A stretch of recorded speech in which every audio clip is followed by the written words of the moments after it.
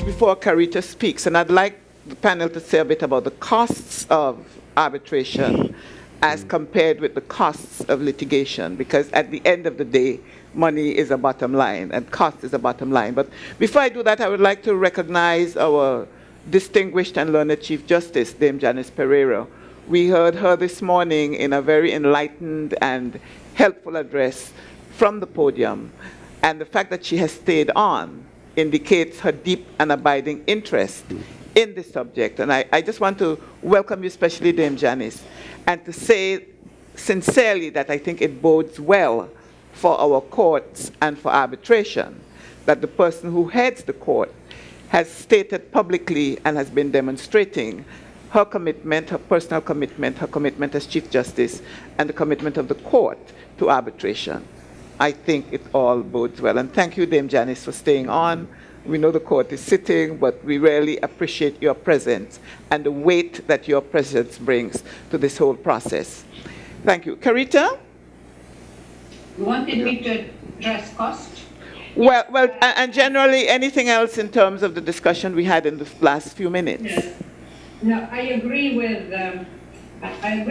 Calvin. I think that it's a very good point that those societies where the political establishment, the government, the judiciary, the arbitral institutions, and the universities have joined forces to make the venue a good seat for arbitration, have also been successful.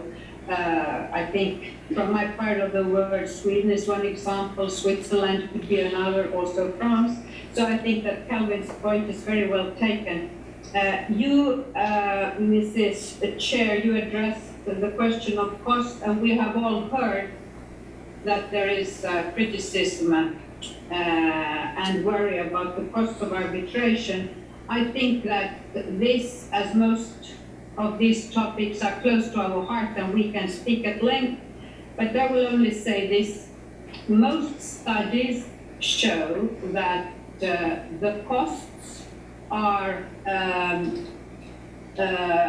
mainly counsel costs, and that the arbitral fees, I'm talking now of commercial arbitration, are not very high in proportion to counsel fees, and counsel fees obviously will be a result of the manner in which a case is arbitrated. So therefore, there are many efforts globally to increase the efficiency and to make arbitrators understand that they can exercise more authority, maybe to impose limits on the procedural measures that the parties undertake. I think that in the region that I am from, where the procedures also in the courts are much more minimalistic than in certain common law countries, the arbitral procedures sometimes reflect this fact if counsel is national. So I think that yes, it is true that there has been criticism on the costs, but I think it is controllable, and I also think that it is up to all of us when we act as counsel to manage the cost aspects, as also obviously to the arbitrators in their case management. So I don't see this personally as an argument against arbitration, though it needs to be managed.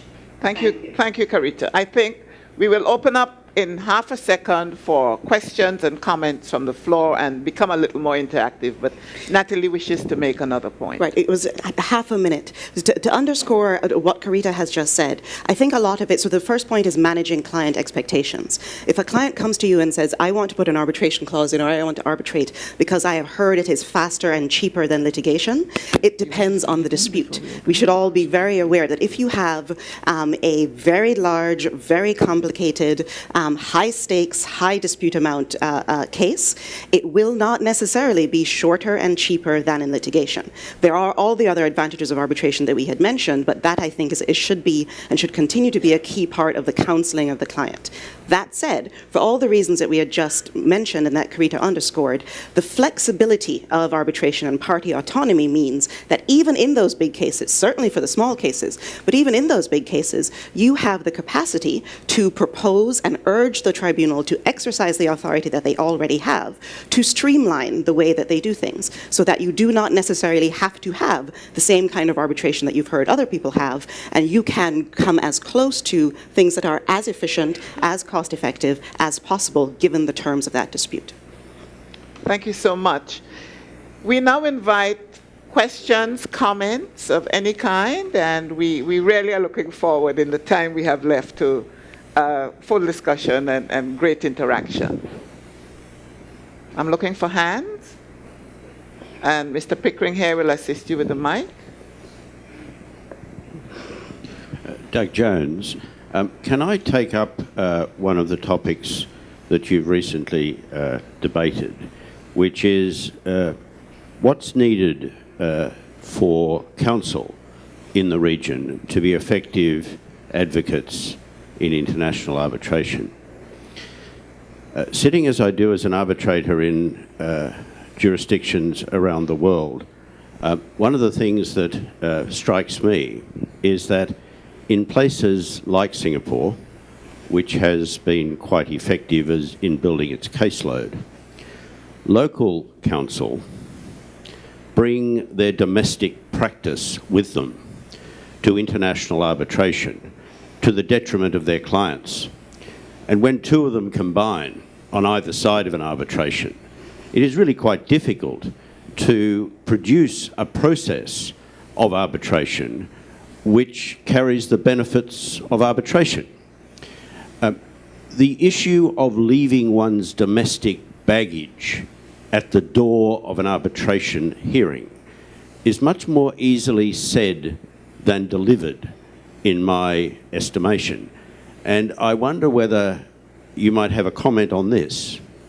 Were the BVI to succeed with the establishment of a significant caseload, I think the local practitioners would have to scramble in order to effectively compete against the International Arbitration Council, who would be after the same clients and who would have a right to appear here.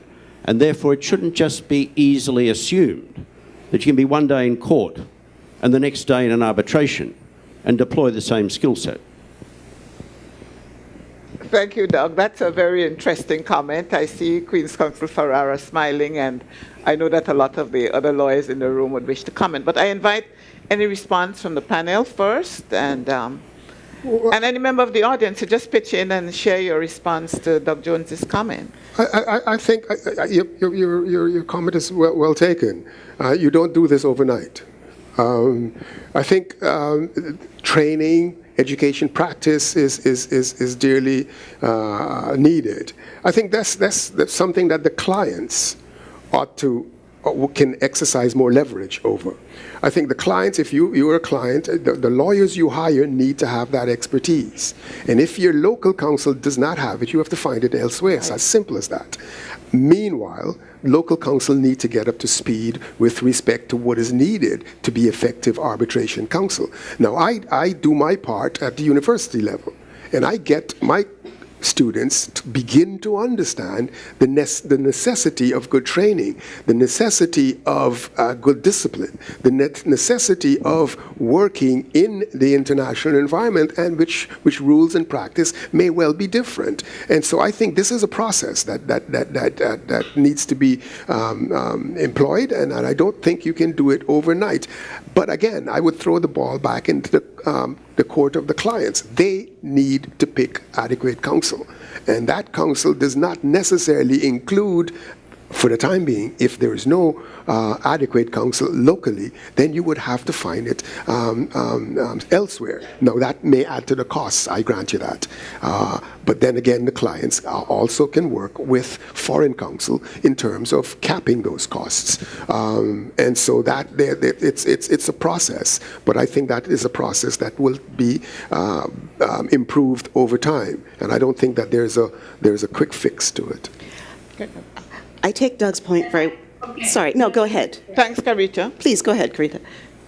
Yeah, well, I thought you'd go first, but I will be quick. I agree with Joe that it's easier said than delivered, but I would also say that if practitioners in a jurisdiction decide that they want to learn international arbitration and go with that open mindset, I think that it is not difficult with an open mind and some comparative law, maybe also some learnings in civil law to understand. Also, if you co-counsel with international counsel, as we did in our part of the world, often with law firms now also present on the panel, where we watch them do what they're doing in big international arbitrations. I would not exaggerate maybe the difficulty in learning those skills. I would almost turn it around and say that it is with some surprise that I see that many of us so-called international arbitration practitioners who consider ourselves well-versed all over often express involuntary bias to our own sort of natural modes of doing things. I definitely believe that the young generation in particular is very apt, with some education, as Calvin said, to rather quickly, by watching and participating and co-counseling, to understand what is required. And I would say this, which I think is the absolute core, and that is to understand there are so many ways of achieving the same thing. And the biggest mistake that we make in Europe is cumulating common law and civil law procedural measures that have the same rationale. So I think that just an understanding of what procedure is and what rights it is protecting is a very good platform to learn within a reasonable time. I think I may be a bit more optimistic than Calvin here. Thanks. I am interested in hearing what counsel who practice in BVI regularly think, and we have a wide range of experience here, from the most senior member of the bar, Mr. Ferrara QC, to some who I know are not as senior. So I wonder whether we could have a comment from you, and then Natalie. I wasn't volunteering Jerry now, but he just happens to be the most senior member of the bar. I thought as experienced I counsel, follow him. you had done a very effective job in volunteering me, actually, Dancia. So thank you very much. But I think the point made by Professor Jones is an apt one. It's very well made. But I think the first thing I would say is that as a legal practitioner, as a counsel, one of the things that we have to recognize very early as lawyers practicing before the courts is that there's some measure of adaptability that is an important element of us in terms of our practice before the courts or before any other tribunal. The second point I would make is that there's some of us in the BVI who have in fact done arbitrations and appeared before other tribunals, like for example land acquisition tribunals. And to some extent there's a somewhat different approach that has to be adopted when you're dealing with those sort of tribunals. And I think the third point I would say is that once we recognize that this is an important area of our practice, and it is an area that we wish to exploit, it's an area that we wish to participate in, then whatever is necessary, whether it be further education, whether it be gaining experience through being co-counsel with someone else in a few arbitration matters, international arbitrations, whatever is necessary, I think we as practitioners will be prepared to do in order to ensure that we reach that level, that we can in fact attract that kind of work and we can do it competently and efficiently for the clients. So while I see it as something that we need to be certainly concerned about, we need to note if we are going to launch the BVI in this sort of way, it is not, it is far from insurmountable. And I believe that those of us who would practice in that area can indeed rise to the occasion and be just as effective and competitive as counsel from elsewhere, who themselves, at some point in their career, had to do just that very thing, transitioning as it was from regular court work into arbitration work. I entirely agree with what Jerry has said, and I believe everybody would agree that the history of the legal profession in this jurisdiction is such that we have already proven the adaptability and the importance of doing that.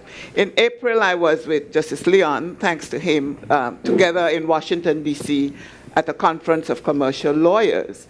And I was very struck in one of the discussions about essentially how to mentor young counsel and how you can really cut your teeth and learn to be a good lawyer. And I remembered my days doing careless driving cases and the very basic stuff that commercial lawyers were discussing, the fact that had they had that sort of experience in their own early years as lawyers, they may have been able to be a more proficient commercial lawyer. So I think the history of the BVI bar is such, and the kind of change that there has been in the legal practice and the legal profession has been such that I think we all are attuned, or most of us anyway, to the importance of adapting and changing. Doug, your question has brought about, I think, an interesting discussion. Is there anybody else from the audience? I know Natalie wants to speak, but I'm concerned that we've only had really one the questions are far more important. You can rope your answer in. It seems to me that the major internationally recognized arbitration centers have had a strong history and culture of arbitration in their domestic markets. And I just wondered how important it was for the BVI to develop that kind of practice and that kind of culture. Is it a precursor to, is it a necessary precursor to developing an international arbitration tradition or practice, or can we sort of, go straight into international arbitration? Thank you, Ms. Ramuta.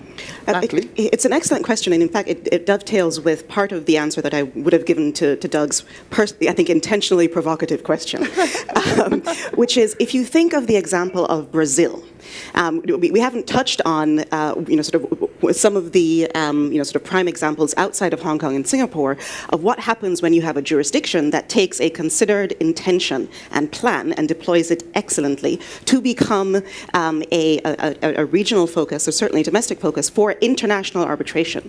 So what has happened in Brazil, and I would say not having, for example, the same very long tradition of arbitration that you had mentioned, in much the same way, it has leapfrogged for not just disputes between Brazilian companies, but disputes between Brazilian companies and international counterparts. A lot of these sort of early, training wheels steps.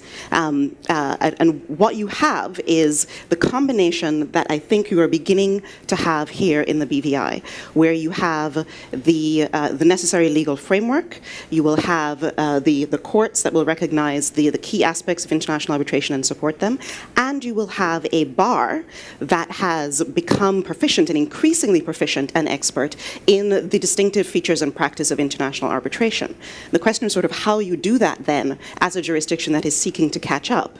Sort of how do you learn it? How do you actually become the kind of effective counsel that Professor Jones would like to see in front of him in the arbitrations? There's the more academic way of doing it, and without volunteering necessarily the International Arbitration Center, the Financial Services Commission to do that. There are, sort of the trainings where you will have mock or moot international arbitration sessions, and you can focus them on the issues that will be key distinctions between classic litigation practice and arbitration. What kind of disclosure are you going to have, for example? Will you have any at all? What kind of interim measures will you have? How do you design the entire procedure? Are you going to break the arbitration into different phases, and why? All of those sorts of things can be built into training modules rather, so it's not just let's talk about arbitration, but it's very, very focused. Most importantly, however, and I think that this has been, at least in my view, the key to success in Brazil, What you have in the beginning is, on the large enough cases, local counsel will bring in the International Arbitration Council, the big firms that have done this for a very long time, and they are co-counsel, and they sit and they see how it is done. And the next time, and I recognize very much that I'm a little bit speaking against interest here, coming from one of those firms. But the next time, they may not call us because they've seen how it's done. So they will reserve the biggest cases and the most complex cases for calling us in and provide their own clients with the comfort and confidence that they can do it themselves. Good. Thank you very much. Anybody else? I'm sure, Carita, you want to come in, but yes? Thank you.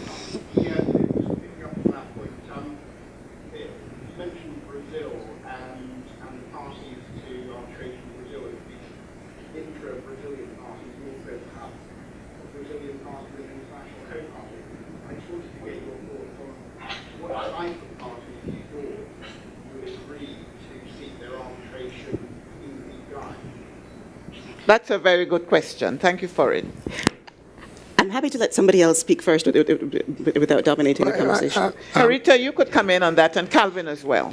I firmly believe that if the BVI is to be successful, the rest of the region has to buy into it. I don't know that you have the business in the BVI, exclusively in the BVI, to make it sustainable. And I think certainly from a credibility point of view, it behooves you to want to include at the minimum the rest of the region. If the rest of the region, which have disputes, I'm sitting on 2 right now that are disputes in the region. I've had, over the last maybe 6 years or so, I've had 5 arbitrations where I've sat where at least one of the parties is from the region. So there is business. There's a lot of stuff going on in Guyana. There are a lot of natural resources in Trinidad. If you can get many of these jurisdictions to buy in to the services that you offer as a center, I'm talking now the services that the center offers to resolve disputes, I think that is part of the business model that you would want to answer your question directly. The types of parties would be parties from the region, and I think that's key to doing that. If you have that credibility as a center arbitration court here, and people from the region are using it, there are a few that have some sort of negotiating power, so to speak, to be able to identify a center such as the BVI with the credibility that it would have developed over time to say, well, we want it subject to those rules, and the seat could be BVI, the seat could be Barbados, the seat could be anywhere, but the rules and it could be administered by the center. But if you have the buy-in, if you have that sort of buy-in, then of course those are potential users of the center, and I think at minimum those are the people you want involved. I wonder what the panelists think about the fact that part of what has put the BVI on the international map is the incorporation of a vast number of companies, and what potential the panelists see that fact creating for the very question that the gentleman, I'm sorry, I don't know your name, that Andrew asked. The fact that BVI really, the BVI companies have been, I don't know what the latest figure is, but it's a vast number, and the fact that those companies have been involved in all kinds of industries, all kinds of enterprises. One of the biggest sources of China's investment, for example, in the Western world has come through BVI companies and so on. What potential do you regard that as given for the development of BVI as an arbitration center? Maybe Carita. Carita? Dancia, sir, I didn't hear the original question, so maybe in the interest of time, I should just pass because I didn't hear it. Sorry about that. Thank you. That's okay. Thank you. Sure. I had my airtime. Thank you. We'll come back to you in a second. I'm looking at Dawn for an indication of, we were robbed of 10 minutes. I hope you're getting it. But we're near to the end of that 10 minutes anyway. No, I think you've put your finger directly on it. There is a natural constituency of companies. You know, I think yesterday we heard it might have been millions of companies that are based here in the BVI. That will be the natural constituency. Incorporated. Incorporated in the BVI, organized under BVI law, in much the same way that you will advise your clients on incorporation. It is, and I was just speaking with Jamaica, it is easy to write into some of those contracts or to respond to questions a clause that will that will pick arbitration and that will seat an arbitration here in the BVI. One of the additional things you can do there is, at least we've done that in Spain, that in the bylaws of these companies, you can include arbitration clauses that would settle disputes among shareholders. Because a lot of these disputes do arise. So automatically you would have seated or involved an arbitration here in the BVI. So that's something you also want to offer. Yes, thank you. Just a very brief footnote to that. As a private international lawyer, I would echo that thought in that court judgments regarding shareholder disputes or regarding the corporate structure may have difficulty in being enforced in other places. Courts may hesitate to take jurisdiction over the dispute involving the corporate structure of a BBI entity in other places around the world. And this can readily be overcome by arbitration, especially those seated in the BBI. Thank you very much. Is there one more question from the audience? If not, we'll wrap up in... Yes. For those who can't see, there's a sign here. End. So can I just ask each of the panelists then to, in 1 minute, sum right up? Well done. Well done. I think all that is needed to be said has been said. So, Thank you very much. And thank you very much, Carita. Thank you. Thank you for having me. Thank you. Thank you very much.